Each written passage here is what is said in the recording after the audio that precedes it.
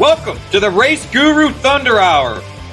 I'm your co-host, Rich Maletto. You can find me on the Xbox machine at Fantasy Bosco. And as always, the man, the myth, the legend, always holding down the fort for us when we cover NASCAR and actually the man behind the curtain and all the podcasts, Sean Engel. You can find on X at Sean E247. This podcast is brought to you by FantasyGuru.com and the Elite Plus Network. Please head over to FantasyGuru.com, hit the subscribe button, check out the different packages we got. We got a package for anybody and everybody. And correct me if I'm wrong, Sean, we still have a BOGO discount going on. Buy one, get one. So if you want to buy a DFS package, you can get a betting package with it at no charge. Kind of a sweet deal. We got all the sports covered. Of course, hey, the MVP Game Time special pricing that was out there is no longer around. We are back to the regular pricing of $199 for 12 months. That is 12 months. That covers you for the whole year. Covers every sport we do. DFS and betting minus Major League Baseball and football. Yep. Sean, quite the deal. Get it right? All right. Yep, you did get it right. So, all right. Rich is on it today. I'm trying, folks. I'm on football brain, racing brain, back to football brain. I don't know how many times I call Chase Purdy Brock Purdy or Brock Purdy Chase Purdy, but we'll get it figured out at some point. So, Sean, we had a doozy of a race in that we were back at Dega, the biggest oval we go to, the fastest oval we go to in theory anyway. And I don't know, man. I will try to refrain from the negativity. It was a typical super speedway race.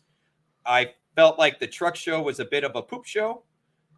Sometimes that happens at the super speedways. They're still entertaining, but when you have young drivers that drive over their skis all the time, you're going to have that. Xfinity, I thought, put on a decent show for the most part. There was definitely some excitement and some veteran moves there that went on at the right time. But I got to tell you, Sean, a late race restart and a big crash does not make a good race for me, but that's just my opinion. I feel like if we're talking about late race restarts, I think it wholly depends on the exact context more so for me. But I think more often than not, especially with the way they shook out this year, it hasn't been working out as much this year. I felt like it hasn't been really good when it comes towards the overtime restarts as much, just because then it leads to chaos, and that isn't as memorable of a finish as, say, like a race that naturally kind of goes towards its conclusion. Like if it's a fuel mileage run and you see the fuel mileage go out on that very last lap and you're just sitting there on the edge of your seat. I think back towards like the Brickyard earlier this year where we could have got that. We were so close to getting that. Yeah. Well, just didn't.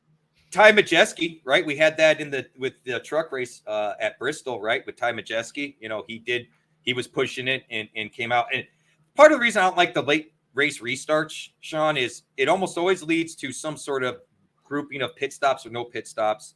We have talks about the playoffs having too many teams and how it waters it down because it ruins the whole point of the regular season.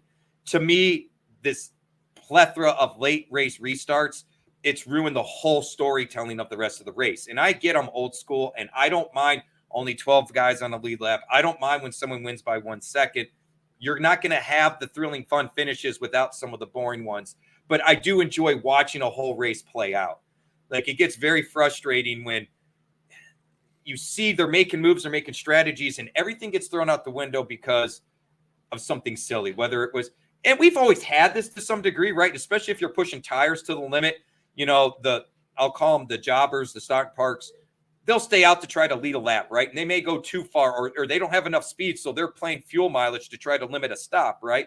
And they stay out there too long and cut a tire, and we have this caution. But that was, again, it's kind of organically happening. Like, I get how we got to that point and all that. I'm at the point, Sean, screw it. Let's just do 5 20-lap races. We'll have plenty of chaos, plenty of wrecks. We'll get all the excitement. We'll get it 5 times, and we'll do it under 2 hours. And we'll give everybody and NASCAR management everything they want. We'll get the wrecks. We'll get the close finishes. We won't have anybody laps down. I don't see why we just don't go that route. Well, the stages are already a blueprint for this, as you know, Rich. So right. You just have the playoff points. That's already an incentive to go for it right at the end there as it is. But all you do is if you want to have it your ideas, you just take that, expand on it, and instead of just giving only a playoff point, you just give a whole lot Give more him a win. cash and more stakes up Hey. at the line. So Think about this. We could have 100-some race season. Look at all the different winners. We could set the record for the most winners in a season just like that. incredible. That's one for the record books, Rich. One for the record books. I mean, maybe I need to write that to NASCAR. You know what? I'm going to. This week, I am going to send an email to NASCAR. Hey, you know what? I have a solution for everything. Do 5 20-lap races every Sunday, and let's wreck them all, and we'll see what happens. You know, I remember a long time ago, Tony Stewart had kind of an idea where he said with these super speedway races, we should just keep running them until at least half the field is wrecked. Like, no matter what the end lap count is, just keep running the cars until we wreck them all. Yeah, till we wreck them all. And then he was like, oh, at the same time, you know what? Let's just do a figure 8 circuit right there, too. With the jump. I believe he wanted to jump in a ring of fire, if I remember correctly. Yeah. Hey, Robbie Gordon's done a great job. The super trucks kind of do that. No flaming fire, but it's a road course race with the jumps. And honestly, it's fun.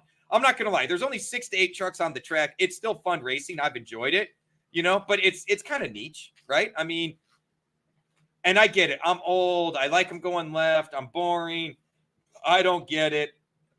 Forgive me, Sean. I enjoy watching the journey, the story being told, and seeing the conclusion of it. And maybe it's because I've been to too many races with that, like the Indy 500. You go to a lot of them and you see that happen. But let's get into this week's races because we got to kind of fly through it. You're busy. I'm busy. It's football season. So we got to rock and roll. So let's hit it. All right, so we kind of teased upon it earlier before we got into a little bit of a tangent there talking about how we wish the racing would be sometimes. But you know what? Let's just get to how the racing actually is for now until they decide to change things. So, that'll be next week. They'll change it. So, Truck Series, Grant Enfinger. He claimed victory. He had the best truck of the day. Advance into the championship 4 over Taylor Gray and Daniel Dye while a big crash happens at the line there, Rich. First reaction towards Grant Enfinger winning and making it to that final race. I am upset I didn't push Grant Enfinger more in my overview article. That was literally when I saw him take the checkers, I was like, I'm not shocked. I kind of felt this and I didn't push it. So that's my take. I'm upset and frustrated with it. Not shocked at the wreck at the end. Not really thrilled with how they kind of determined the finishing order with some of that, but it's not my place. It's a Talladega race. It was what it was, but I was glad to see Enfinger get his win. True. Enfinger, he's been working his butt off in order to get back into the championship, especially with that CR7 team. I mean, I think this is their first ever appearance into the yeah. It's their first. Well, they never existed till this year. So hat tip to the whole team and Enfinger, as you and I have talked about, they've been trending to winning. They've been trending in the right direction. So it's nice to see them actually, complete the task at hand and collect the win. And hat tip to Grant Enfinger and that whole team because it's not easy. I mean, to basically start a team from scratch, and I don't know how scratch it was because I'm sure they bought out some of GSM equipment and whatnot. But to start a team more or less from scratch, be competitive, make the playoffs, and now collect a win in the playoffs to solidify himself to the Final Four. It's kind of a big deal. Very big deal, I'd say. You know what also was a big deal was Chevrolet's performance in this particular truck race because we have to ask, what happened to Toyota and what happened to Ford? Toyota's only top 10 finisher was Taylor Gray in the second position, and Ford had, checking my notes here, Lawless Allen in 5th as the only top 10 finisher in the Truck Series race. Lawless Allen's going to be the death of me, man. That young man, I don't even know how young he is anymore because he's been around a while. That man shows speed in just about any truck he's in, and he wrecks all the time. And here we go to a track that's known for, heck, in the Cup Series, we wrecked, 28 of them in one turn? And he ends up finishing the race in 5th. Like, just floored. And good run by Taylor Gray. They needed that. I know he's not going to advance in the championship, but quite frankly, with the way that he's run lately in both Xfinity and trucks, I think he needed this for a confidence boost personally. Oh, yeah, that is certainly for sure. I think he's been hearing us talk about him on the podcast the last few weeks, talking about how maybe we may have been disappointed in his performances.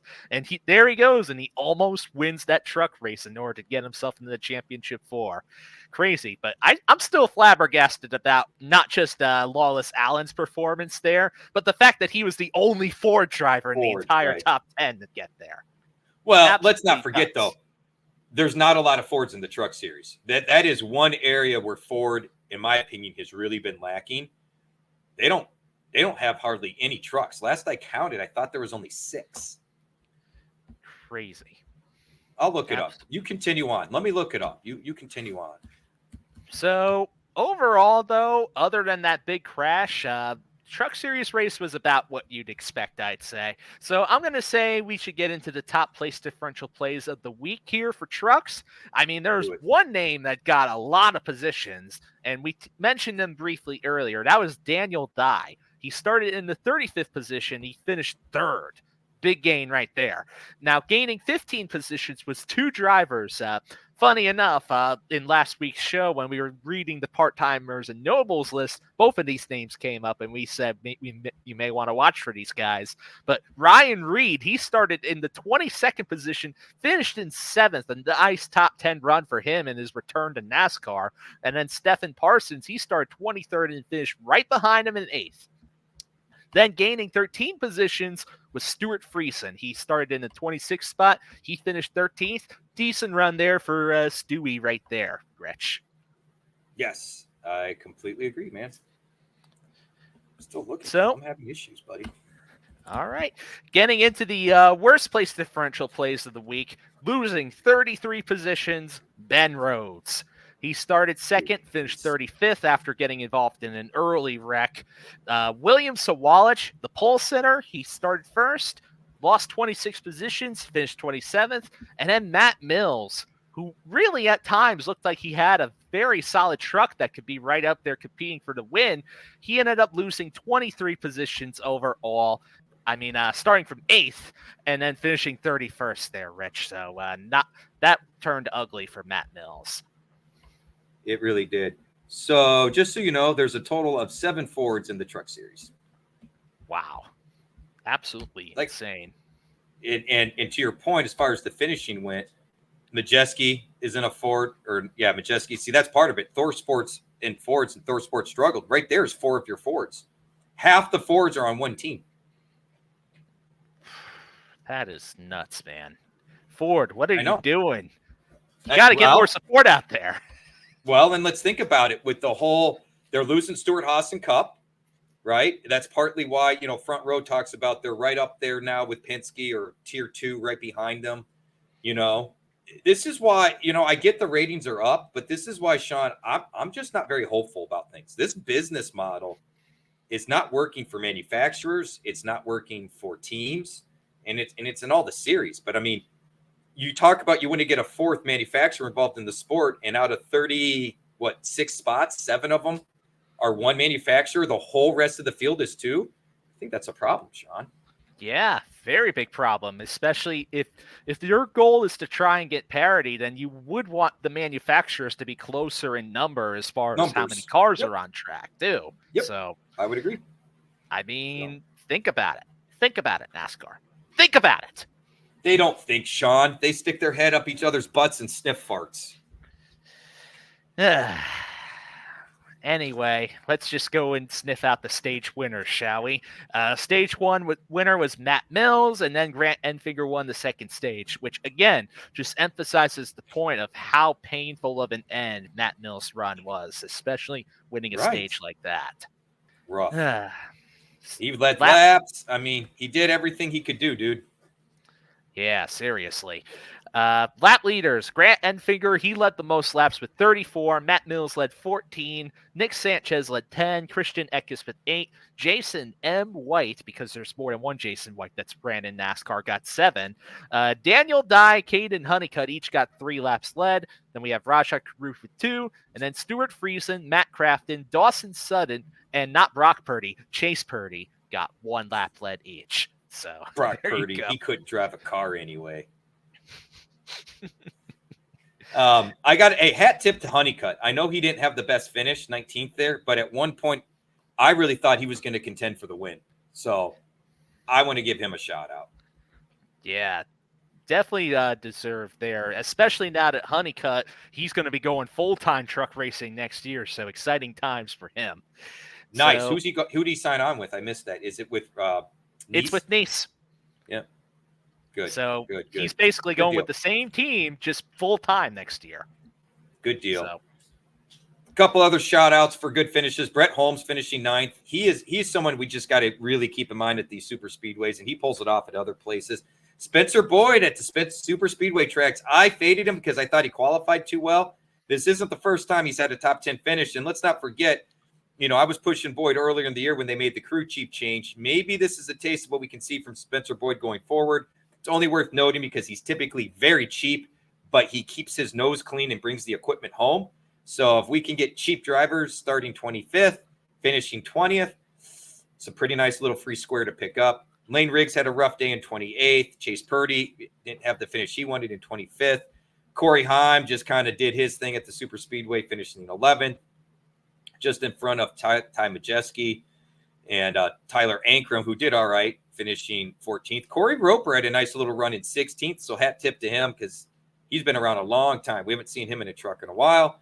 Roger Cruth, Christian Eckes, 4th and 6th, just good enough. I'm sure they were hoping for more because, Sean, you're going to have to correct me on here. Who are – we don't know yet. We don't have the final. We're still in a group of 8. So of our final 4, Grant Infingers in, but it's still wide open for Caruth, Eckes, Sanchez, Heim, and who am I missing? Majeski as well, I believe. Majeski. I think you're correct with Majeski. Yeah. So what I do know is that Raja Caruth probably did not want Grant Enfinger to win that race because now his job became a lot harder there with, he's in a rough spot. The next race coming up too. Yeah. He's probably going to need a win to advance because he was barely getting by. Sanchez having a 22nd place finish is not ideal for him, but it is what it is. Connor Zilic got a little taste of super speedway racing. I'm thinking he didn't enjoy it much, finishing 33rd. Yeah, actually, I'm looking back towards the truck playoff standings, and Grant Enfinger is in. Corey Heim and Christian Eckes are in solid shape because they're both 29 points or over above the cut line. The one that really is worried is Ty Majeski because he's only 5 up on Raja Caruth right there. Okay, so those two are basically battling it out, potentially, depending on how the next couple races go. But Taylor Gray and Nick Sanchez and Tyler Ankrum are still within striking distance if those two drivers have an underwhelming day. So, all right. So we definitely have some excitement for finishing out the playoffs here, at least at getting to our final 4. Yeah, for the truck series. But we got ourselves excitement where we can find it. And next up, we got the Xfinity Series, so let's talk about this race, even if Rich may have had some issues getting to watch it because of the CW and all that. So, which I've got the antenna plugged into my other TV now. It cut in and out a few times. It's not supposed to, but whatever. I can watch now. I had to go buy hardware to be able to watch, which drives me nuts because CW advertises they're available on DirecTV, yet it's really not. So they're just playing games. And it's really frustrating because CW is owned by an organization called Nexstar, and they own the local channels in multiple regions, including this one. So when the local channel debate was going on, they had, we didn't have local channels on DirecTV. Now I don't have a problem. I got an antenna to watch the free local channels. But you do this whole agreement with Nexstar for their programming, which includes CW, and you can't even get us a real picture on CW. So Nexstar Media, they're in the same ballpark as Jim France, Sean. Just leave it at that. Whew. Spicy right there. But you know what, though? You know what also was spicy was us talking about Sammy Smith on the podcast last week. You know what? I think he was listening because you know what? We said that his season was disappointing. He's been having boom or bust, and we weren't sure if we were going to be on him. He said, hold my beer. I'm going to prove you all wrong because he went on to win at Talladega this past week. And honestly, he ran a good race, Sean. I mean, it wasn't like, the way the accidents worked out or fuel mileage. He kind of lucked into it. he was running in that top 5, top 7 for most of the day. Yeah, he was. And that's why I said I think we may have fired him up right there. Apparently. And hey, we did talk up Ryan Sieg, and it was a battle between him and Sieg, right? So Yeah. shout out to us. Ryan Sieg, bravo, bud. I know I pushed you. And you know what? I did push him as a long shot bet. Son of a gun, Ryan Sieg. We could have been heroes, buddy. So, I feel like Ryan Sieg has been doing that to both of us this entire season. I'm still in pain over that close photo finish he lost to Sam Mayer earlier in the year when I actually had a bet on him to win, and then he lost by inches. So painful. Anyway, yeah, so Sammy Smith, he beat out Ryan Sieg, Riley Herbst, and then the JGR teammates of Sheldon Creed and Chandler Smith to win at Talladega and punch his ticket into the next round of the playoffs there, Rich. Of all the people that deserve to be in the next round of the playoffs, he ain't it. But it is what it is, man. That's what winning you're in gets, but, that's what NASCAR has as the rules. I mean, I don't know.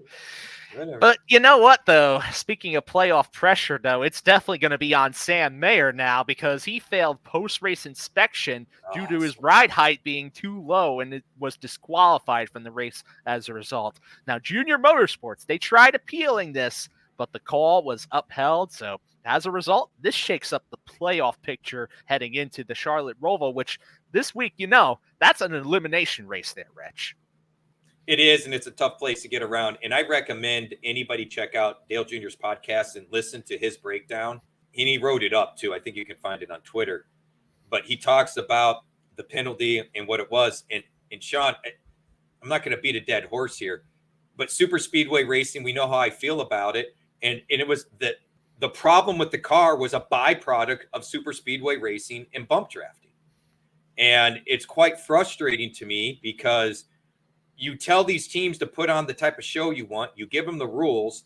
They play within the rules. And yet multiple times we've seen, they were out of ride height, but due to damage during the race where there's no penalty. Or, well, they had a flat tire, so there's no penalty. Yet in this example, there is. And you and I have talked about it. The only thing consistent with NASCAR is inconsistency. And I'm very disappointed because this has playoff implications. This is a significant penalty.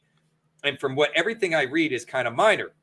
Now, you could ask, well, why didn't any of the other cars have this problem? Sam Mayer didn't have this problem at the other super speedway races either. We don't know who was pushing him how hard, especially at the end of the race with that wreck. So I recommend people check out what Junior said about it because I really do have issue with it not being appealed or the appeal falling, flat. But NASCAR is going to do it. NASCAR does, Sean.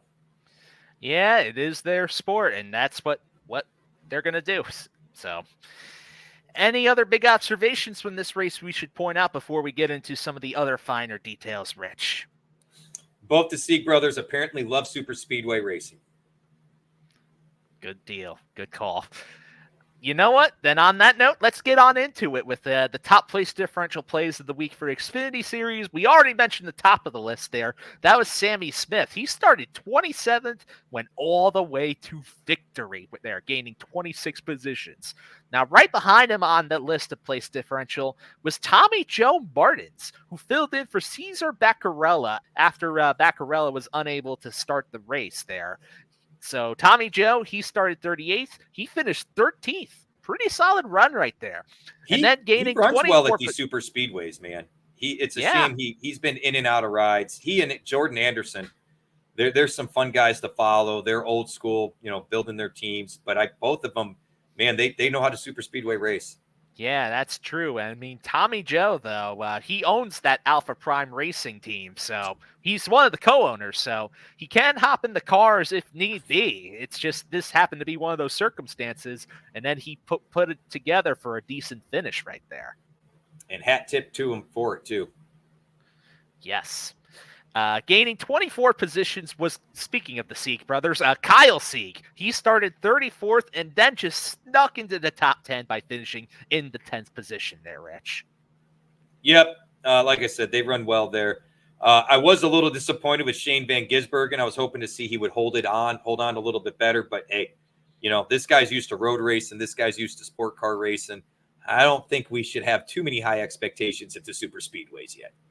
Yeah, worst for context here, he's the top of the list on worst place differential plays of the week, losing 27 positions. After starting 8th, he finished in the 35th position. Now, Sam Mayer, as mentioned, he lost 26 positions as a result of the disqualification. After starting 12th, he scored his 38th. And then losing 21 positions was 2 drivers there.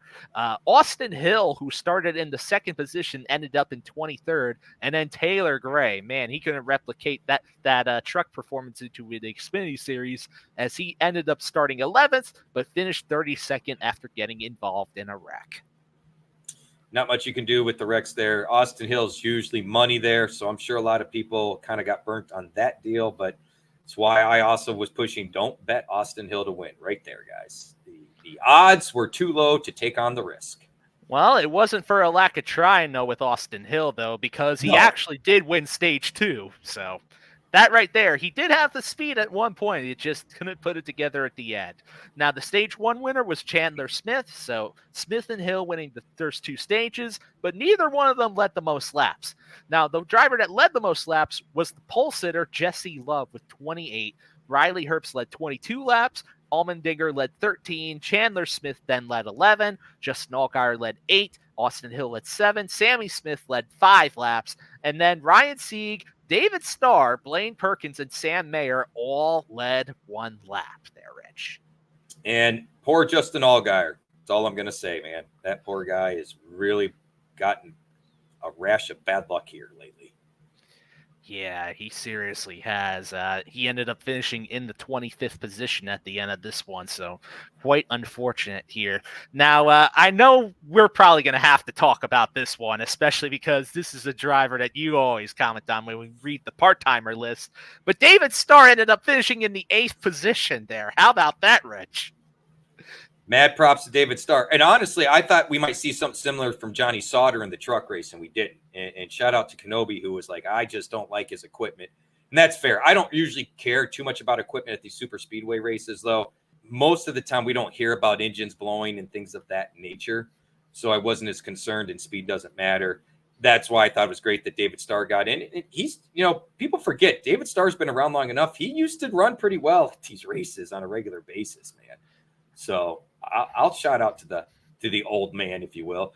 But my hat tips to the guy that finished right behind him, Brennan Poole. This guy at the super speedways just keeps showing out, and he flashes at other tracks too. They have not been able to put it together, and it leads me to the question: is it an equipment problem? Is it a chemistry with the crew chief? Because Poole's name keeps coming up here and there. We're like, wow, look at Poole, and then he just disappears again. Well, the way I see it, I think Poole is outperforming the equipment most weeks based on what he's capable of. And just because we forget, too, Brennan Poole at one point was considered one of the up-and-coming young hotshot stars that was rising through the NASCAR ranks, and he was involved with Chip Ganassi Racing at one point. I think people forget about that. I would agree, because I forgot about it. I really did. I'm like, I know the name, and that's why. I forgot he was with Ganassi, though. Yeah, right. Pretty much until an unfortunate sponsorship deal that would take way too long in order to cover on the show went down. Basically, we're not going down that road. So yeah. Jeb Burton. Hey, Jeb Burton always tends to run well here and at these super speedway races. His car was all tore up, and he still finished 7th. So hat tip there. Dinger didn't get the finish. Both him and Parker Kligerman, I think, were a little frustrated with their finishes. They typically run pretty well here, but it wasn't horrible. Leland Honeyman had a nice little finish, finishing 14th. Ryan Ellis also tends to show up at these tracks, finished 15th. I tell you what, I'm not impressed with what Matt DiBenedetto's been doing. He was 16th. I know he's okay at these tracks, but overall, I think the team struggles. Eric Almirola was disappointing there in 19th, Sean. I got to tell you that, especially with JGR. But JGR really wasn't a factor for most of the race. I mean, I know Creed was up there at one point. Chandler Smith was really the guy that was bringing attention towards JGR in this race. Yeah, and that was it, right? So, I mean, kind of weird, because normally we're talking about 3 or 4 of those cars, Jason M. White, again, boy, he's just all over the place. That's the wrong series. You're looking at the wrong list there, Rich. I'm looking at the wrong list. It's been a long week already, bro. Cole Custer finishing 26th. Yeah. At least for Justin Allgaier's sake, Cole Custer finished right next to him. Right behind him was Carson Guapel. He's not used to these tracks. I wasn't overly shocked with that. I just kind of wanted to see it work out. Brandon Jones has a good history here, and he was in the top 5, top 10 at one point earlier in the run. I believe he got wrapped up in one of those accidents at the end. I think the same thing happened to Retzlaff and Anderson, if I remember correctly. Anthony Alfredo was a disappointing, though, 29th place finish. Yeah, and I think he was another victim of a getting damage there in that race, unfortunately, too, for Fast Pasta. So, there you go. Recadega. What can I say? Recadega, let's talk Cup Series. Well, I guess we should, right? Yeah, I mean, you know what? I will say this. I did a lineup, Sean, and remember I told you I was just going to do a lineup of just picking drivers in the back, and I did. The highest starting driver I used was Buescher. I had Ricky in my lineup. I took Ricky out of my lineup to go with someone cheaper, even though I had like $9,000 to spare anyway. So I did that because I'm like, I don't want to jinx Ricky. I know a lot of people don't like Ricky. I've met Ricky. My family raced with him in go-karts. I like him as a human. So I'm a fan, if you will. So I was glad to see him pull off the win. But I will say, I ended up cashing money. But had I left Ricky in, I would have gotten first place, which, by the way, would have been a whole total of $12. Hey, money is money, man. You take it where you can get it. And that's the important thing. And those that were on Ricky this week definitely were very happy, and I'll just say that much. But, this race, it had a little bit of passing. It had pack racing. There was some playoff shakeups. Of course, there was controversy, like many other NASCAR races this year. And a surprise winner in a photo finish, though. This race sure did seem to check a lot of boxes for what NASCAR is looking out of this particular race. As Ricky Stenhouse Jr., he won by mere inches ahead of Brad Keselowski and William Byron, despite damage to his door that NASCAR deemed legal. Okay. Well, and here's the other thing. Remember the NASCAR rule that you have to give it your all? Remember that rule? Oh, yeah. I have a feeling I know what you're going to bring up here. So I don't blame Kyle Larson. I don't blame the spotter. But I got to ask, wouldn't that arguably be in violation of that rule?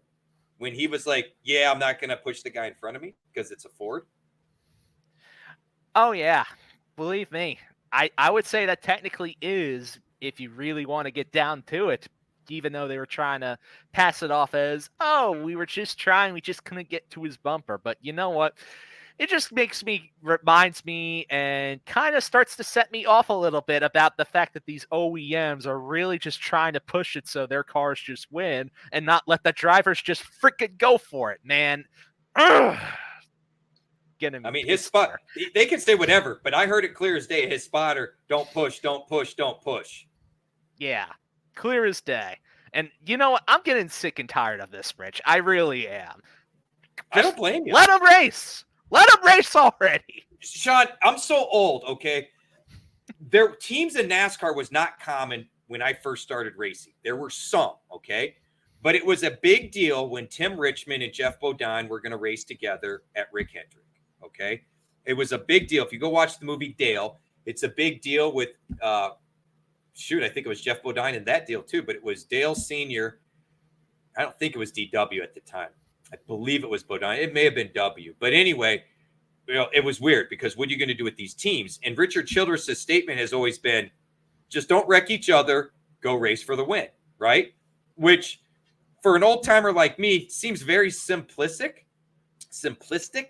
because you should be wrecking the other guys to win anyway, right? Like, you've heard me bitch about Joey Logano because he's whining that he got ran over, but he turns people all the time for wins and doesn't think anything about it. And somehow he justifies it that it's somehow different. He'll never convince me of it. But what I'm getting at is there's no reason to wreck a guy and race hard anyway. You can race hard without wrecking anybody. So I think from a Richard Childress, who was one of the first to start a team, he wasn't the first. There was plenty of others, but like I said, it wasn't common. There's no reason to not have that expectation. And I'm with you. Like, I couldn't have, hat tip to Kyle Larson, I couldn't have done that, Sean. I'm going to be like, fuck you. I'm pushing. And if I push too hard, and he turns, oh, well, if I push too hard and I get a second place finish, great. I'm not, at the very least, I'm going to make a move. Like, I cannot stand, part of the reason I don't like Formula One is I don't like team orders. It's the antithesis of racing. Bull crap, it's garbage. Man. It's garbage. And we're seeing it, to your point, we're seeing it in NASCAR. And it just, I'm not a fan. I think it takes away from the racing. And the other part that really sticks in my crawl, Sean, I liked the tandem racing at the super speedways. I hate pack racing. I am adamant we're going to kill somebody, whether it's a fan or a driver, before we realize pack racing is a horrible idea. And I'm a little tired of hearing, well, it's been safe. It's been safe. We do fewer restrictor plate or pack races than all the other races. So when you start looking at it, it's not nearly as many races and successful stories, considering how close we were with Ryan Newman, considering how close we have been with numerous other drivers. And it's very frustrating when there's really no reason for this nonsense. We could go back to tandems, but nobody liked the tandems because, well, then you're counting on someone else for a win. Right there in that video, Kyle Larson's in-cam video. Don't push, don't push, don't push. Tell me again how it's not any different with the pack racing that you're counting on the body behind you. You still are. So sorry, Sean. I didn't want to, I can't stand it. It's, don't tell me that, oh, it's not real racing because you got to get pushed. It's no different with your stupid packs. I'm just going to say this right here, but I think it's just a load of crap how these manufacturers are just trying to emphasize this on the super speedways, especially more than anything. And before I go off on a cursing tangent, I'm going to flip the topic here. So go for it. I think that's a good idea. Because for the sake of just moving the show along and me not dropping a whole load of F-bombs to the camera here because, you know. I know, we're both frustrated, dude. We are both very frustrated. The situation frustrates me, even if I look like I'm smiling through it. It's just a load of crap, man. And we talked about it before the show. You're the one that's usually talking me off the ledge because we all know I'm a spaz. There's no hiding this. I'm passionate or I'm a lunatic, whatever you want to call it. And I'm frustrated for you, Sean, because you're always the guy being like, it's okay, though. We got this, and this has always kind of happened. And the fact that you're getting frustrated with this is a problem to me because I would argue you, sir, are the exact type of fan NASCAR wants and NASCAR should have. Maybe I'm not. Maybe I'm too old. Maybe my expectations of what I want doesn't fit the mold. Yours still does. Your demographic still does. And the fact that you're upset and you're knowledgeable, because I'll argue most of the people that are celebrating and loved it, not all. I don't want people get and Todd, talk about you. I know your experience. You know this stuff. And I know you love this racing. And we've had this discussion 100 times. And I'm not taking away from that.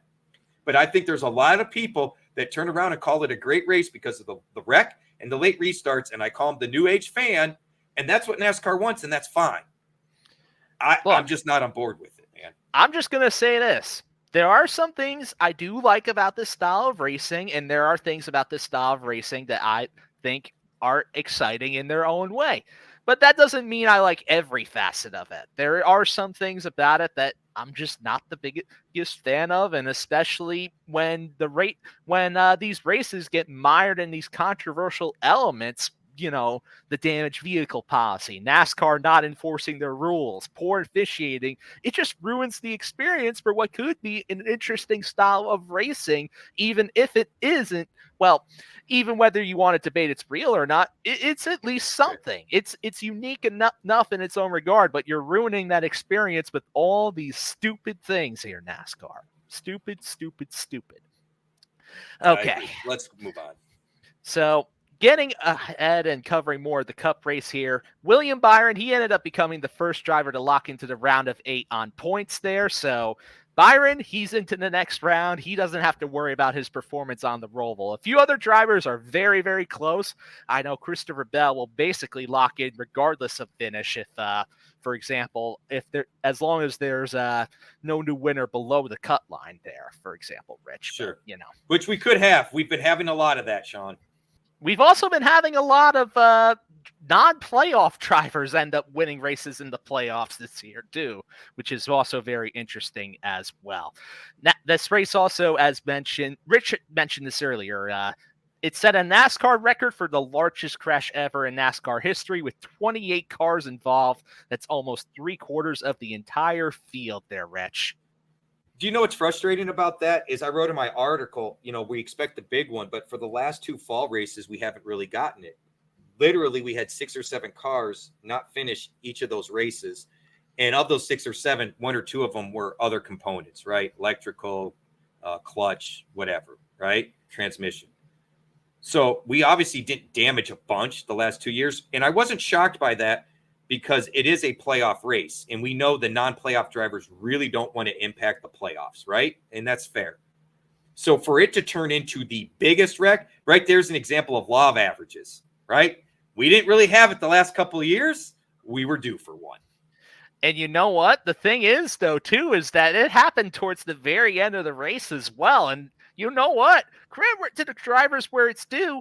The drivers were really behaving, and not even there was only like one wreck the entire race, and that was at the end of the stage where you can kind of expect one to happen. But they did not have any until that point, really. That was really huge. And then lo and behold, almost everyone is in it anyway. Crazy. And it was nothing but conveyor belts before that, to your point, with the no wrecks. I mean, like you said, there was little passing. It was a lot of conveyor belt watching is what it was. Oh, well. Ricky did win. He did move up 31 spots. Like I said, I don't know. Maybe I should call Ricky and be like, yo, you owe me. I didn't jinx you. I don't know. Justin Haley, who you and I both really liked and pushed, he moved up 28 spots. So that's a nice new finish for him with Spire. And Eric Jones, who I did highlight, I'm pretty proud of that one. He moved up 25 spots, and that team and Jones really needed a good week. Conversely, and there's a great interview if you see it with Michael McDowell. They were asking, what happened there, and he says, our pit stop got us in trouble, and we got back in the mess, and this is what happens. You get back in the hornet's nest. He goes, really what you got to do when you get out there, you got to get to the top 5 to try to avoid this stuff. He goes, I haven't seen it yet. I don't know where the wreck took place, where did it happen, and the reporter goes, well, right around 5th place. He goes, yeah, see, that's what I'm talking about. So he had a good day that came to a halting stop there with the wreck. Ryan Blaney lost 34 positions. He definitely took a nasty hit on that one, not only from the points positions, but the wreck itself looked gnarly. Austin Cindric also got involved with that. I believe all 3 Penske cars were involved with that same incident there at the end. Well, other than Blaney, because he was already out of the race at that point. That's right. So, yeah, crazy, but unfortunate. These Ford drivers all were looking very strong at different points of the race, but just had crashes that ended their day, leaving them as the worst 3-place differential plays of the week. Now, stage winners, Chris Buescher won the first stage. Austin Cindric, as mentioned, he won the second stage there. And as for the lap leaders, well, I'm just going to put it like this. 24 different drivers led, and at least 6 of them led double digits. It's a large list. I'm going to leave it at that.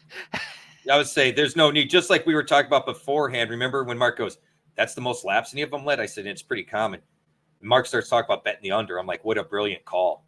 I mean, either bet the amount over on the amount of leaders or bet the under on the laps led. You know what I mean? I mean, this is a really long list.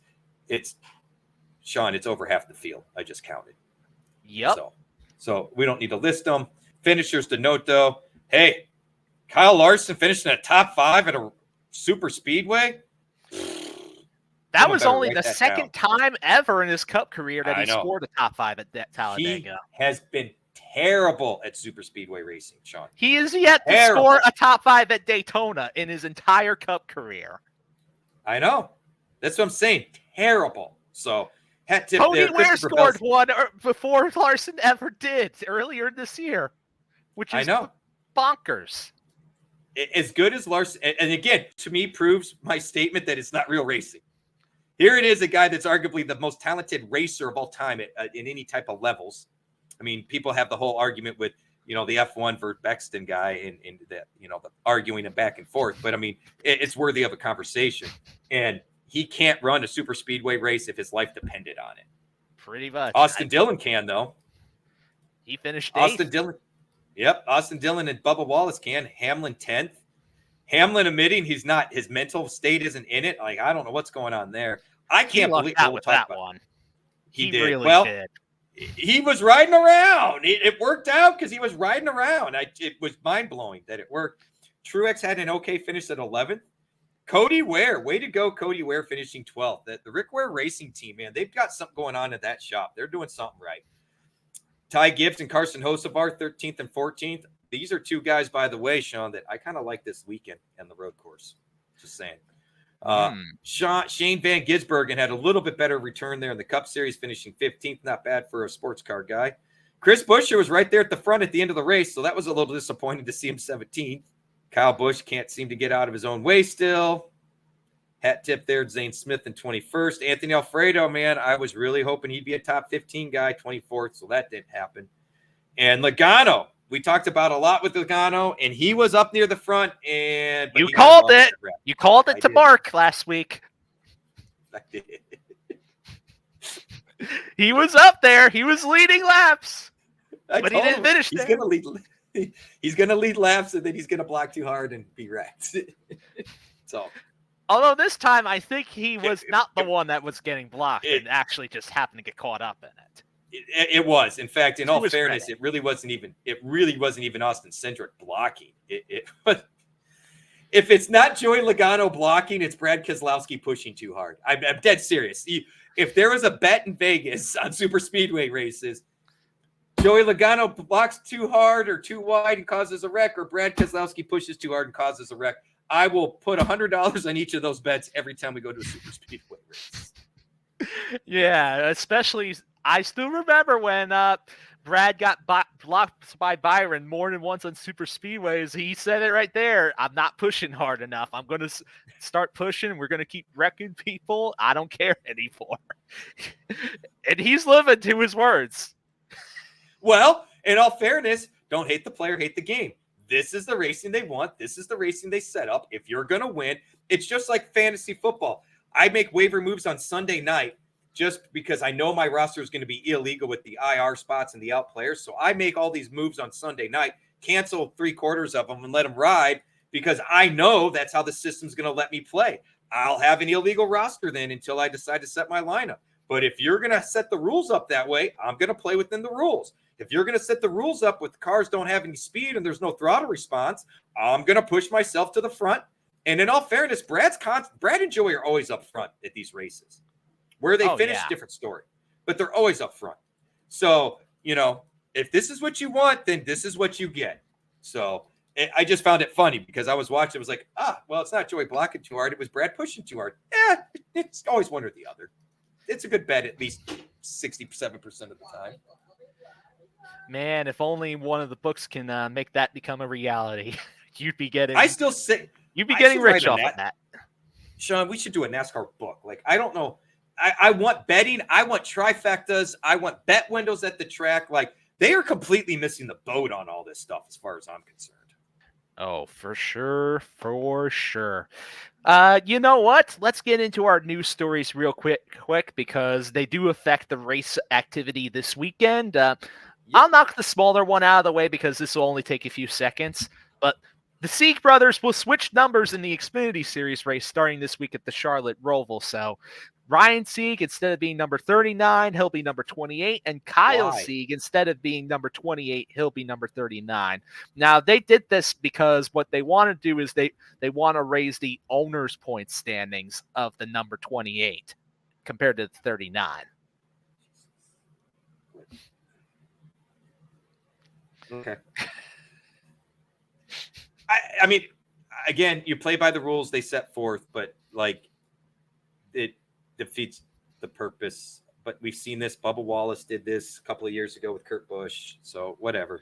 It is what it is. I'm not going to keep beating a dead horse here.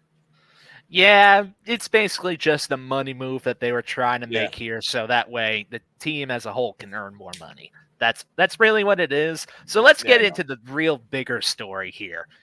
Legacy Motor Club, or the soccer club if you still want to call it that, does a whole crew chief swap effective this week in the Cup Series. And this one, I have some notes here written down for us here too.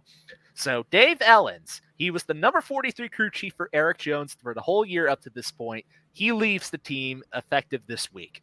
Ben Bayshore, who was the crew chief for John Hunter Nemechek's team, the 42, he'll move to the 43 team, the crew chief for Eric Jones.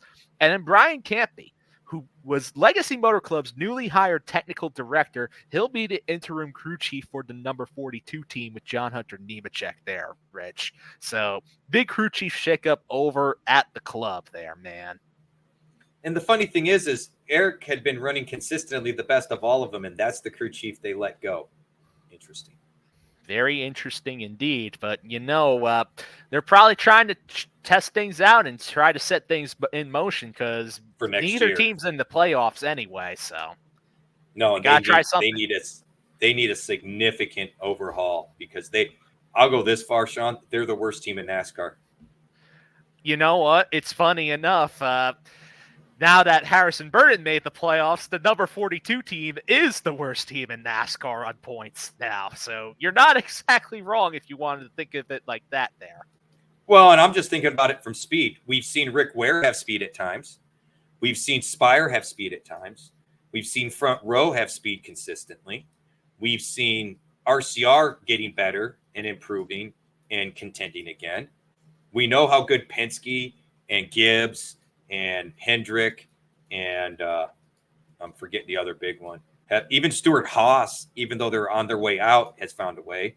I cannot think BJ McLeod's team. Maybe BJ McLeod's team's worse than the soccer club. But other than that, Sean, I think I have more faith in Spire and Rick Ware Racing than I do Legacy.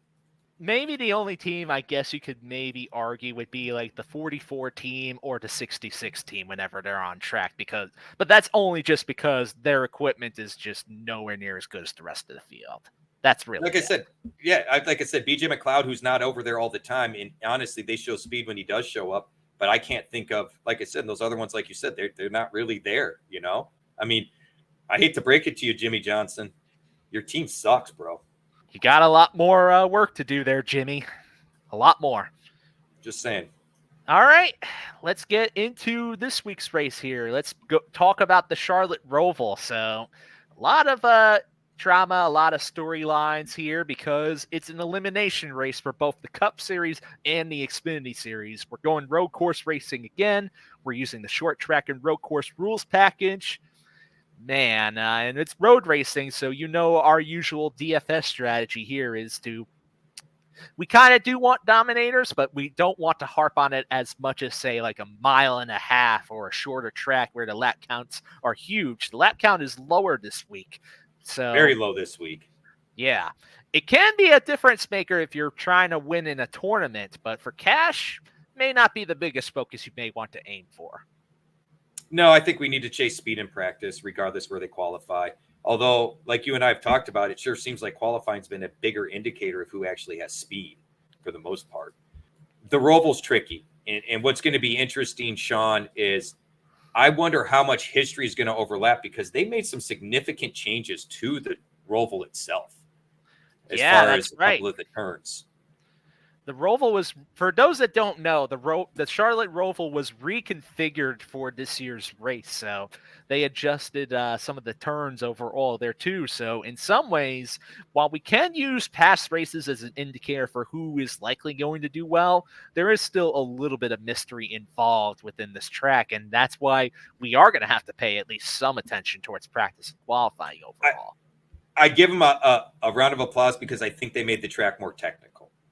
I think the way it was outlined before and set up before, there was a lot of areas where you could kind of overdrive the corner and get away with it if there weren't cars there. And I think that led to bonehead mistakes and overdriving. And I don't know that you're going to be able to get away with that now because if you miss the corners now, you're likely to really screw up the car. Oh, yeah.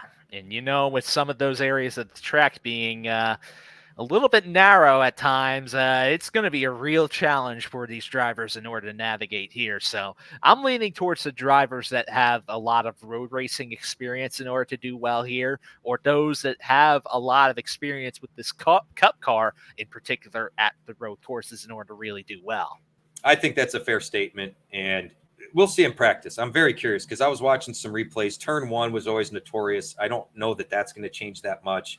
However, where we saw Truex and Jimmy Johnson and Ryan Blaney have that issue, what was it, 2017, you mean, with the finish? Yeah. Yep. Yep, I had Ryan in Truex in the racing pool. That's why I'm still salty. Or maybe I had Truex. No, I had Truex and Jimmy took out Truex and Ryan got the win. But they changed that turn. And I want to say the chicane, they did something with the turtles in the chicane there in the back, which honestly, something needed to be done there because you could kind of cut it, but not cut it. It was very odd. I had the map pulled up and I can't find it now, Sean, so I apologize. That's all good. In the end, we're just still trying to give the people that are out there watching and listening an indicator of how to help them with DFS and betting. And I will say this regarding the betting, it's not going to be spread around throughout the field like last week. It's going to be a little bit more. You're going to focus on a couple of drivers and then just rely on them in order to finish well.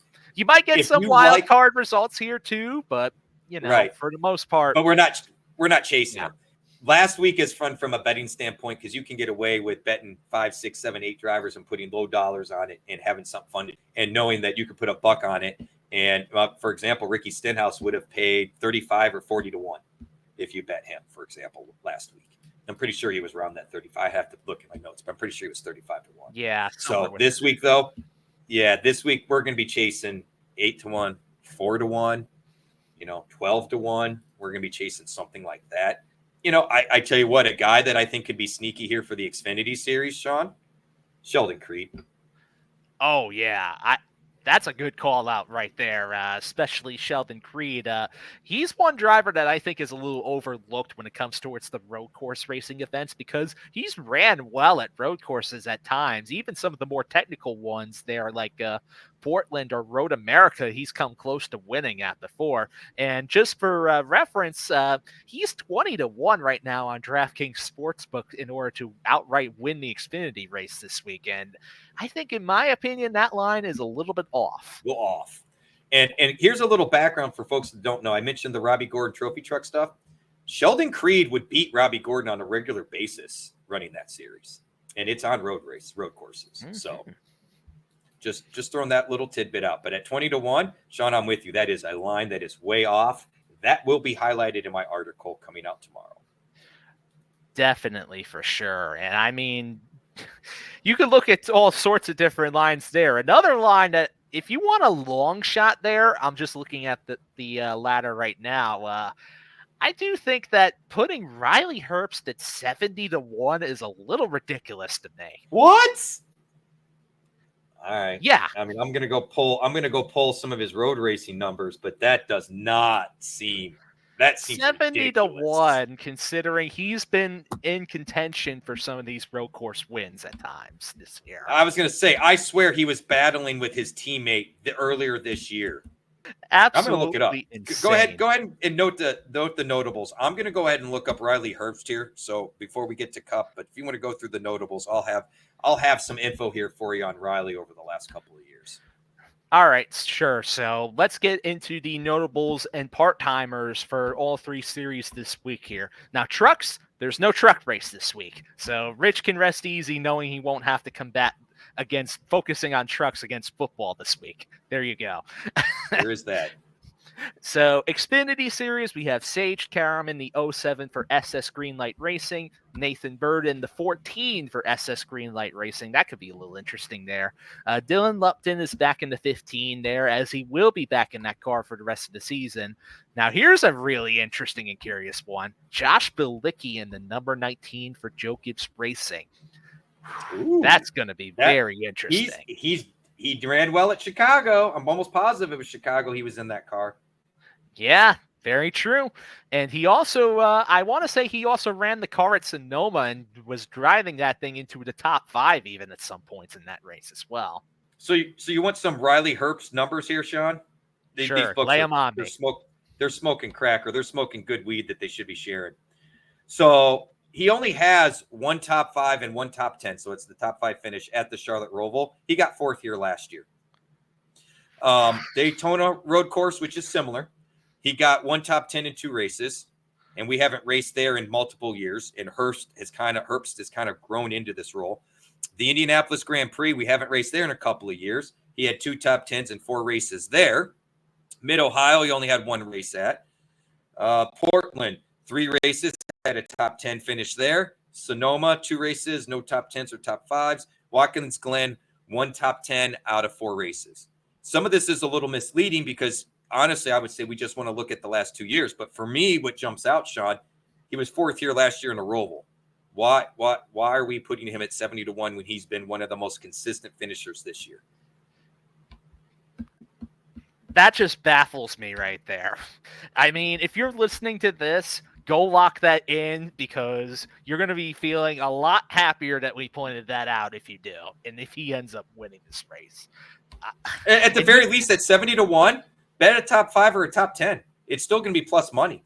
I mean, you could probably get away with, say, bet 5. I'm just throwing out silly numbers. Bet $5 on a win. Bet $5 on a top 10. And bet $2 on a top 5. And as long as he hits the top 10, you're probably going to at least break even or better.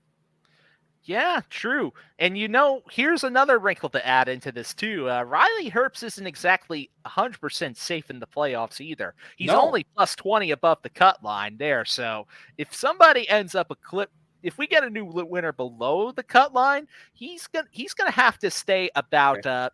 He has 13 points ahead of the last driver in on points right now, and that's a driver you don't want to have chasing you down in the playoffs on a track that he favors heavily, that being AJ Allmendinger. And just to give you some more background here, Riley crashed at Austin, but he finished 10th. So his one top 10 at Portland was this year. At Sonoma, he didn't get a top 10, but he finished 13th after starting 15th.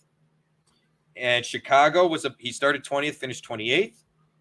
And I'll mention Indy here because even though it's an oval, Indy is a flat track, and we've talked about it. Road racers tend to do well there. He was second and won the race, started second, won the race. And at Watkins Glen, he was 13th. So while I would say a top 10 is not a guarantee, Sean, maybe you don't want to bet him outright to win, but at 71, I'd be chasing that top 10 bet for sure. Definitely. I absolutely love it, especially when Stewart-Haas Racing in the Xfinity Series, they've been very good at the Charlotte Roval in the past, too. Would not want to count them out at all. No, and especially since he ran well here last year. Like, I understand for football, we look at short windows of data, and it gets misleading at times. And in racing, we have larger pools of data, but you have to be careful because things change so much in racing. The changes to the cars and all of that sort of stuff. Recent history carries more than long-term history, if that makes sense. Yeah. Oh, yeah, definitely for sure. Speaking of ridiculous Xfinity Series lines, did you check the line on Ryan Sieg in particular? No, what is he at? He is at 250 to 1 to outright win. Well, I mean, I don't see him as a contender to win, but here again, at that kind of number, I'll put $2 on a top 10 finish. And he has gotten a top 10 finish at the Roval before, too. I was looking that up a few seconds ago. Why are we not?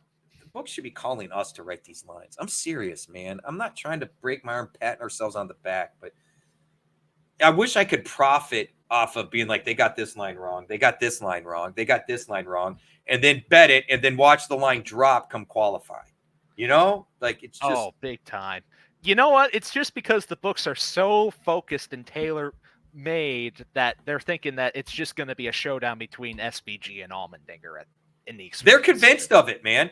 Both the fantasy books, DK, FanDuel, and FanDuel doesn't have anything, but DK and the sports books, they are all over D's nuts of SVG and Dinger. Like they are just convinced it's one of those two. I'm not. Just goes to show with these books, though. But you know what? Whatever. We've harped on it long enough. Let's continue here and move on. So I mentioned there Josh Bilicki was in the number 19 for the Xfinity Series. Eric Almirola, of course, is in the 20. Ed Jones is back in the number 26 for Sam Hunt Racing. As mentioned, Ryan Sieg is in the number 28 this week, not the 39 due to the number change. We have Austin Green back in the third Jordan Anderson entry, the number 32. Thomas Annunziata in the 35. Kyle Sieg is, remember, he's number 39 now, not 28. Brad Perez is in the 45 for Alpha Prime. Preston Pardis is in the 50. He could be interesting if his team ends up qualifying into the race. Connor Mozak is in the number 88. That could be one to watch right there. That could be watched too. Yep. Alex LeBay is in the number 91 there. So another driver that we probably should keep our eye on too. And then Dawson. Is that a JGR car? No, that's DGM Racing. Okay. Sorry. Thank you. And Dawson Cram is in the number 92 also for DGM this week. So there you go. Well, Perez, Preston Pardis, Connor Mozak, even LeBay, all kind of actually Thomas Annunziata. And I'm Italian. How can I screw this up? And I'm screwing it up. I'm just tongue-tied today, guys. I'm exhausted. My dad would cut my neck off if he heard me mispronounce this poor guy's name. Say it again for me, Don't show him this episode. Right. Thomas Annunziata. Annunziata. All right, I can handle that. So they'll be out there. And actually, Ed Jones ran well in that 26 earlier this year, too, kind of shockingly. So, and Nathan Bird, we've talked about him in the past. So there's some interesting names for this week for sure. For the Cup Series, we only got a handful. SVG's in the 13. Obviously, he's already the highest priced driver on DraftKings, which kind of blows my mind. I'm still using him, but it blew my mind. I actually really like Kaz Gralla this week, Sean. He's a road racer, supercar racer. Rick Ware Racing has been decent, at least lately, as far as equipment goes. I believe the 15's Rick Ware, isn't it? Or is that also part of Spire? Okay. And then AJ Allmendinger in the 16, and Josh Bilicki will be doing double duty in the 66. Yeah, unfortunately for Bilicki, that 66 car is inferior equipment to a lot of the field, unfortunately. It's terrible. So, it's terrible. Yeah. So he's not necessarily on the radar for Cup, but Dinger, Gralla, and SVG, I do think all three are at least worthy of discussion for DFS purposes. Oh, definitely. And just so we have it clear, Allmendinger, he was already in the announced second call-leg entry, so I expect his equipment to be a little bit better than SVG's, who is a lot more last-minute entry that they just got within the past week due to sponsorship. So. Okay, I didn't realize it was just the last week, so that is worth noting. I may have to remove SVG from my top-tier targets, but we'll move on from that. We'll talk about that in a minute. So, before we go into our picks here, let's also remind you all that we are a part of FantasyGuru.com. You can get the Game Time MVP All-In package for $200, of course, and that includes all the sports that you would want to get in order to help you become a winner, except for MLB and football. But, NHL is already starting up. NBA is kicking into high gear. You may want to get the package in there for that. Or you may want to get the Platinum or the All-In packages so you have everything and you're covered. So hit support at fantasyguru.com in order to give yourselves the best possible deal that you get.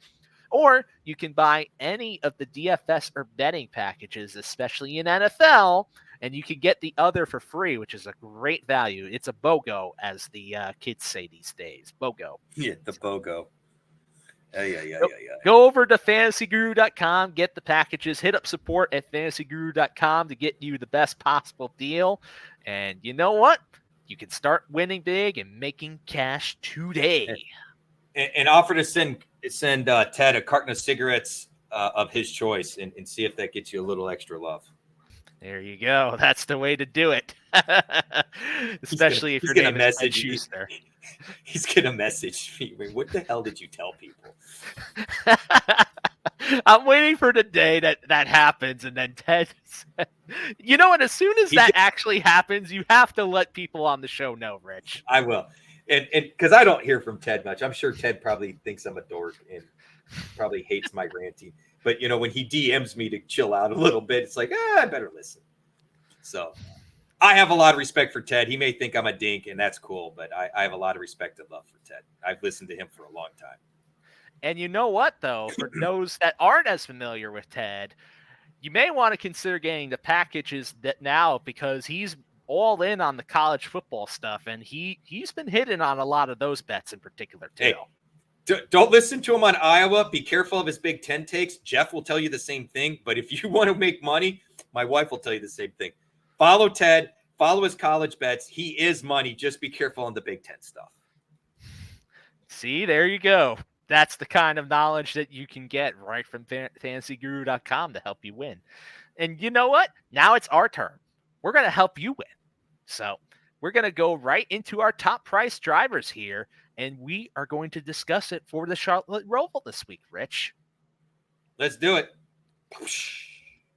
All right, so I have 4 drivers here because one of them is kind of like depends on which one does better for me, but it's a driver like you also have from a qualifying and practice standpoint, right? Yeah, totally. I have SVG and AJ Allmendinger. They're both colleague racing teammates this week. Both of them, I think, should be factors in order to basically have great days and maybe even compete for the win. Allmendinger is a former Roval winner here, especially with colleague racing, so something to keep in mind there. Now, I have Tyler Reddick on my list, especially just because, well, this is one of his top tracks, especially for a road course. Even though he's never won, he's one of only 3 drivers in the field this week that's finished top 10 in each of the last 3 Roval races right there. And considering that Tyler Reddick, he's going to have to perform in order to make sure that he advances into the playoffs. His playoff standing is not exactly in a great situation there, especially as he's only 14 points above the cut line. Yeah, this is a week where Reddick has to perform. This is a good track for him. He's got the equipment to do it. I have a lot of trust in him. And then we're both on the last guy on my list here, Christopher Bell. He is a former Charlotte Roval winner as well. I absolutely really like the price of his on DraftKings for a top price pick, especially because he's cheaper than a lot of those other top price drivers. And he also has some strong overall history at this track, Rich. I like it. I'm with you on Bell. I'll be honest, Sean, these are all kind of gut shots. I don't know what it is. My mind is telling me Reddick, and my gut is telling me no Reddick. And when I get twisted like this, 1 of 2 things happen. They crash and burn, or they win. Like, there doesn't seem to be anything in between. It all lines up for Reddick. I don't know why I can't seem to have the same confidence, Sean. I don't know what it is. So it could just me having blinders on. So just because I don't list him does not mean that it isn't a monster play. I think he is worthy of every discussion in being listed here, maybe even being built around. I'm with you on SVG and Allmendinger. It's more of a gut shot. I don't know what it is. I think the team is really trying to build up SVG for next year. I don't necessarily think SVG will win, but I will be kind of shocked if SVG isn't close to a top 5 or top 10 finisher this weekend, Sean, regardless where he qualifies. I just feel like he has a knack for, especially the higher speeds at the Roval, make some of these turns that they enter with as far as from a braking standpoint, very technical. It's hard for me to get away from SVG or Dinger for that matter. But between Bell and Elliott, I think both of them should finish well and are incredible. I think they're both underpriced is where I'm at with Chase Elliott and Christopher Bell. So you mentioned Chase Elliott. He's the last driver on your list. Is it just the price that makes you want to utilize him in DFS this week? I feel like Chase has quietly been doing better than people think.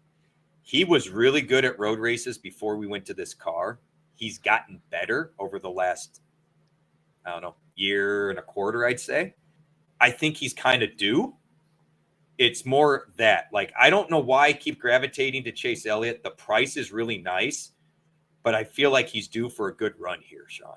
Fair enough. I do like Chase Elliott quite a bit myself. I don't think he's my top option necessarily, but I can understand the reasons for wanting to roster him, especially because he used to dominate this track before we changed cars. So Right. And the pricing is so cheap for both him and Bell, man.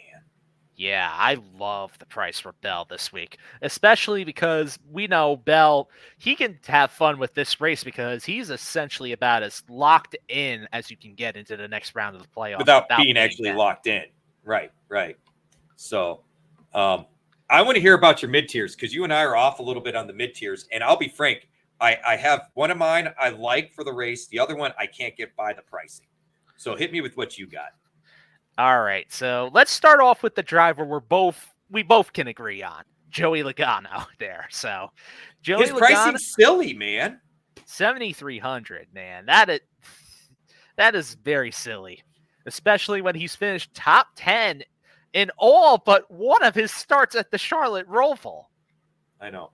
I did get it. So, and he's run well this year at the road courses too. Like that's been one of the better tracks for them so far this year. And guess what? He has to perform well because his season's now on the line too. And he's the first driver outside of the playoff bubble. I tell you what, you give me one driver with their back against the wall to take out of all of them in Cup, it'll be Joey Logano for me. I love Kyle Larson, but if you tell me that all these guys have their backs against the wall, last-ditch effort, I will take Joey. And maybe it's because he's over-aggressive, and I know he'll do whatever he has to do. But when that guy is backed into a corner, boy, does that team come out swinging, Sean. Oh, yeah, this is definitely, and we know, especially with this rules package in particular, that's where some of the Penske cars have been showing speed this year, too. This is the same rules package that they use during the short tracks, and they use it on the road courses, too. I mean, Penske, they've been great on some of the flatter and shorter tracks this year. That's going to come into play, I think, for this week as well, too. And overall, with the strong track history, I love Logano a lot. I think the price is very cheap in order to utilize him into lineups, and I just really like that this week. I'm with you. Tell me about Alex Bowman, though. You got Alex Bowman in your list, and that one kind of shocked me a little bit. It shocked you? I mean, if you looked at the numbers that Alex Bowman has provided at the Roval throughout his career, you know what his worst finish at the Roval is, Rich? I don't. I have not looked at all the Roval stats. I really haven't. I'm in the middle of the early stages of my article, so in about 2 hours here, I'll have a whole bunch of Roval stats off the top of my head, but I have no idea. 10th. That's his worst finish in 5 starts. Okay, well, now we know why he's in the list here. Exactly. He has 5 straight top 10 finishes, and he scored either positive or neutral place differential in 4 of the 5 races. So, I mean, and considering how well he's been performing all throughout the playoffs, he's now performing at a higher level than compared to earlier in the year. And we have to remember, he did win the Chicago Street Course too. So that's right, he did. I forgot all about that. And then you haven't been big on Kyle Busch, so hit me with Kyle Busch because I have not looked at his Roval numbers either. Remember when I mentioned that there are only 3 drivers that finished in the top 10 in each of the last 3 Charlotte Roval races? Tyler Reddick is one of them. Chris Buescher is another. The third, Kyle Busch. Interesting. And, you know, here's the thing that's even sweeter about Kyle Busch, too. He's the only one of those 3 where all 3 of those finishes were not just top 10s, but top 5s. Wow. And this includes the fact that he did this with RCR even in last year's race as well and led 6 laps. Okay. And they've got more speed this year. So, okay. I can dig. I've got Martin Truex in my list, Sean. And this goes back to, look, they ran well at Bristol. I thought he was in good shape there. Went away. I'm still hoping to see a win for the year. I don't know if we're going to get that, but I'm still hopeful. He about had it race 1 here 5-6 years ago. So that's where I'm at. We already talked about Logano. This one's going to shock everybody. I know Hamlin has been borderline terrible here. I can't get past the pricing. I can't. I got to believe that they got something figured out. For as good as Reddick has been here, for as good as Kyle Busch has been here, you know, there's information on, you know, Joe Gibbs in the past, Bell. So the team of JGR knows how to run well here. The team he owns knows how to run well here. I can't get past both his odds and his pricing for this weekend's event. Like, I guess everybody just figures he's going to step on his wiener and screw up the playoffs again. I don't know, because I get not liking him, but to have him priced at what, 7,000, and I think his odds are 45 to 1 to win. That just seems crazy to me. In some way, I kind of don't blame the books, though, for putting him down that low when he hasn't had many great finishes at the Roval overall. He only has one top 10 finish in his entire Cup career. That was in the 2021 race where he did legitimately look good in that race, leading 25 laps. But other than that one particular race, he has not had a lot of great results at this particular track. And Truex, you could kind of say the same thing a little bit too, other than that 1 year, really. But he's been a little bit better than Hamlin overall. That makes sense.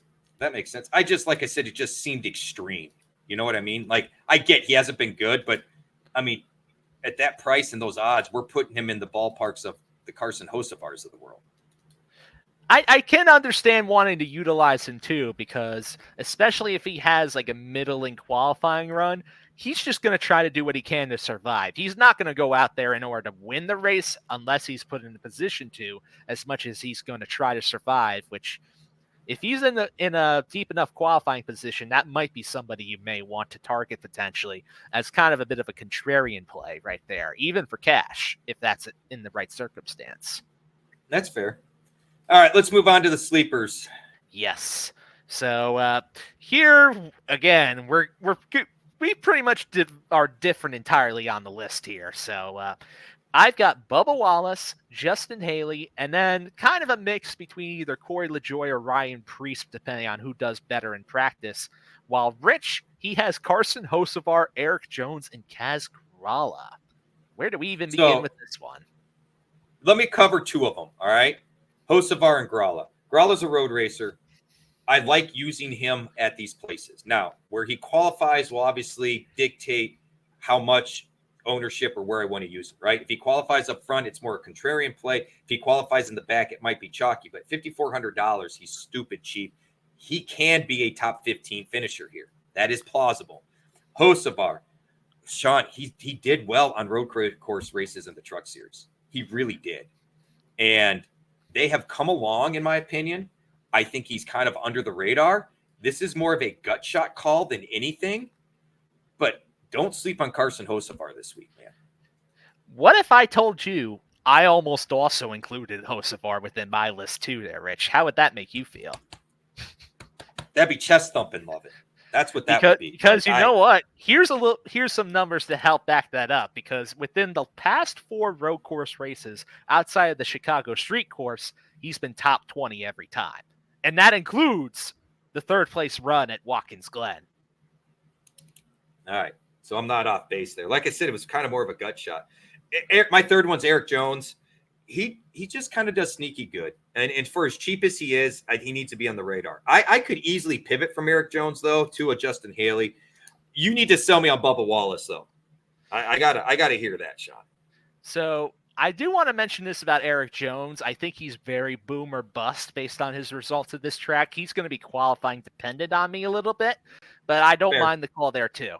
As for Bubba Wallace, I mean, if you do look towards his finishes, he actually has an average finish of 12.3 within the last 3 Charlotte Roval races, and that covers his entire career with 23-11 racing. His worst finish in that span being 16th in last year's race. Now, my only caveat with Bubba Wallace in particular for this week is depending on where he qualifies, because he might have a chance in order to qualify high up in the field.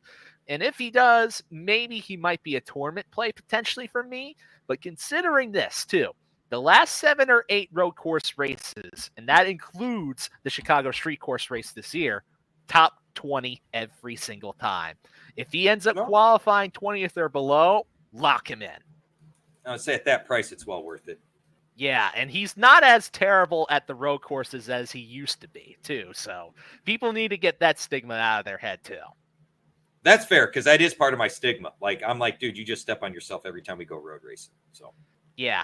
As for Justin Haley, well, this is also a track that also can favor him if you're looking for a driver that can nab some place differential as well there. So, and remember, he's an even better equipment than before for this type of racing. Spire, I think, we saw it at Watkins Glen. Those Spire cars were really running well there, and all of them were scored inside the top 10. And also to bring up the fact that when Corey LaJoie at the Roval the last 2 years, by the way, he's another driver I like this week. When he drove that Spire number 7, he has finishes of 9th and 11th within the last 2 years here in this very same car. And I think Haley's Haley, a better driver. Yeah, I would say yeah. Haley's a better driver in my opinion. Yeah, I'm with you. Oh, yeah, I'm for with you. sure. I'm with you. That sells itself there. Corey Yeah. LaJoie, he has great history at this track. He scored positive place differential in the majority of his starts within the Charlotte Roval, and the same thing goes for Ryan Preece as well, especially when Stewart Haas Racing equipment that's priced that low on the salary ladder for DraftKings. I mean, he's only $5,600. I mean, come on there. Yeah, I like myself some Ryan Preece as well. Now, who do I prefer between LaJoie and Preece for my sub 6K pick? That's going to depend on qualifying a little bit, but I like both drivers overall. I get it. I can feel it. And I tell you what, I would have no problem subbing out Eric Jones, for example, for Haley. I still can't get there on Bubba Wallace yet. It's a stigma I've got to get past. It's definitely a bias on the road courses. So I'm going to have to do some soul searching there. I'm looking at our core bet winners, and I already want to make a change. I want to tail one of yours here, Sean. So let's hit some of these bets. Alrighty. So getting into my betting core for here, I've got SVG at plus 400, Allmendinger at plus 800, Tyler Reddick at plus 1100, Christopher Bell at plus 1200. They're 12-1 odds. And then my long shot bet, if you really want to go deep, go with Joey Logano at plus 4,000. The circumstances for the playoffs mean he has to perform well, and I think that line is off considering how often he's finished inside the top 10 at the Roval. I don't know how I missed that line, because if you were to ask me what his line would be, I would have said 2,000, not 4,000. I was so shocked by Denny Hamlin's 45-1. I missed right past Joey Logano at 40-1. So I went Hamlin 45-1. My angle on Hamlin's kind of like the Logano one in that he needs to perform well. He's got to. I mean, I know he's frustrated and he's got everything else going on with the lawsuits, and maybe that's a good reason to stay away from him. So, and I may tell the wife, go ahead and put a bet on Logano at 40-1 because that's just silly odds. I got Truex at 20-1. Again, I kind of like him in the core, so it's hard for me to not like him at 20-1. Dinger at 8-1 and SVG at 4-1. I mean, it's clear why Sean and I are kind of looking that way. It's clear why the books are that way. So there's nothing shocking in that perspective. Yes, indeed. I'm not so sure for me personally. I'm going to want to pull the trigger on the Hamlin bet, me personally, especially with his history here. And it's not like he's in a close to must-win territory like Logano is personally for me, because Hamlin is 30 points above the cut line. He could just simply ride around mid-pack and then survive that way. And that's why I said I think I want to pivot to the Logano. I mean, the difference in, plus 500 is nothing, right? So I would love to change mine to a longer shot of Joey Logano at 4,000. Like I said, give me any driver back against the wall. I want Joey. And his back's against the wall. So 13 points behind the cutoff line in order to move on to the playoffs is Logano currently. So he needs to have a good day. He needs to run up front. He needs stage points.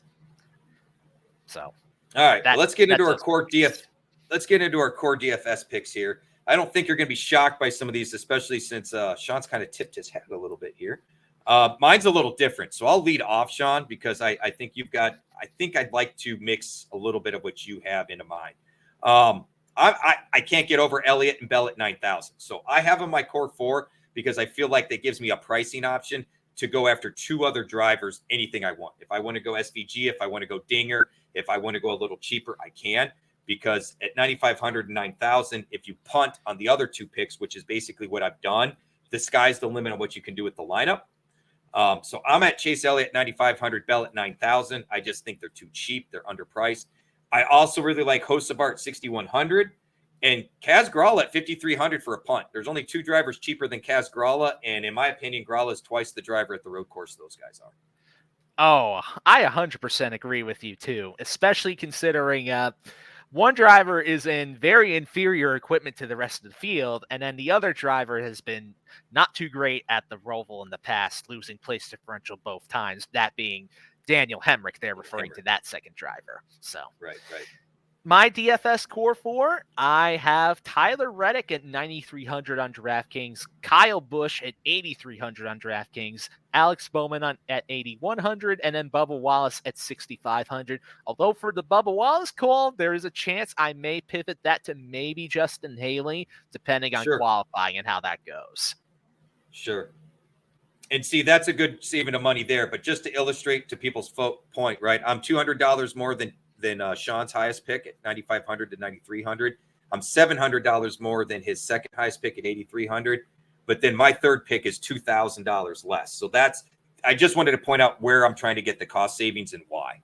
Yeah, I think the cost savings can certainly come into play because there are some options that are below that 6K range that are worth exploring this week. Heck, even John Hunter Nemechek, even at 5,500, for example, he can be a sneaky play if he ends up qualifying at the very rear of the field, just like the past couple of road course races there's been this year. I agree with that. And I, here again, I could easily throw Alex Bowman into the roster I have here, which, like I said, you kind of sold me on Bowman, and you still have options. You still have plenty of options. So I'm not as worried about chasing dollars this week. I think there's enough low-cost drivers that are enticing enough without having to really force the issue. So exactly. If you're going to tell me to name one driver that I'm not going to roster this week, just say, I'm just going to tell you, I refuse to use Josh Berry until he decides to throw some road course results. He's been absolutely terrible at the road courses this year. But other than that, maybe almost everybody else is fair game. I think we got everything covered, Sean, I believe. Yep. Are we good? So yeah, I want to remind everybody. Okay. I want to remind everybody, I do apologize. I've got phones going off. I got all sorts of stuff going on, apparently. So I've got to go take care of some things. Please go to fantasyguru.com. Hit the subscribe button. Check out the different packages. If you don't think you have a package that works for you, or you maybe money's a little tight and you're not sure what you want to do, we've offered promos. We got things going on. We have always worked with everybody. Hit support at fantasyguru.com. I will have an overview article. I welcome any feedback because I've changed the overview article. I'm not going to lie to anyone. I am struggling right now with football and racing. I am burning candles, not at both ends, but at like 5 ends. So if I seem off, like I've already mentioned, the different things as far as, I lost my train of thought now, man. The racing, the football, I'm all over. Like I said, I'm burning it. I am absolutely lost at this point. So please go to fantasyguru.com. I'll have the overview article out. I'll highlight some of the bets. Sean brought up some awesome points that I will highlight in the article. It will be a little bit of a condensed version. Hit me up in Discord. We will have a bit of a cheat sheet, if you will. It's not a true cheat sheet, but I will have, like we've done in the past in Discord. Let's all hope Mark is fine outside the Tampa Bay market. We are covering for Mark, so we are a little thin staff. Mark had really stepped up big, so shout out to Mark and whatnot. Sean, love it. We only got a few more races to go. Hopefully we can continue to profit like we have. It's been real, buddy. Let's go racing. Yeah, let's go racing. And just want to give my quick thoughts out there to Mark Hogan, who's out there trying to brave the hurricane and survive and everything. And I hope he stays safe, his family stays safe and everything. And hope we can hear from him again soon. So stay safe out there, Mark. Everybody in Florida, stay safe. Hit us up in Discord. You all need anything, the Elite Mafia is here. And that means all of our members and us, we're all here. So bring it on. Milton, F you, Milton. That's all I got to say. All right. On that note, thank you, everybody, for watching the RaceGuru Thunder Hour, or listening if you're listening to us and not watching. That's a thing, too. Be sure to like, subscribe, especially if you enjoyed the episode, and if you enjoyed the angry ranting, if you enjoy the information, be sure to subscribe, like, all that good stuff. Support at fantasyguru.com. Get any of the packages. We're out of here. See you guys in Discord, and good luck this week.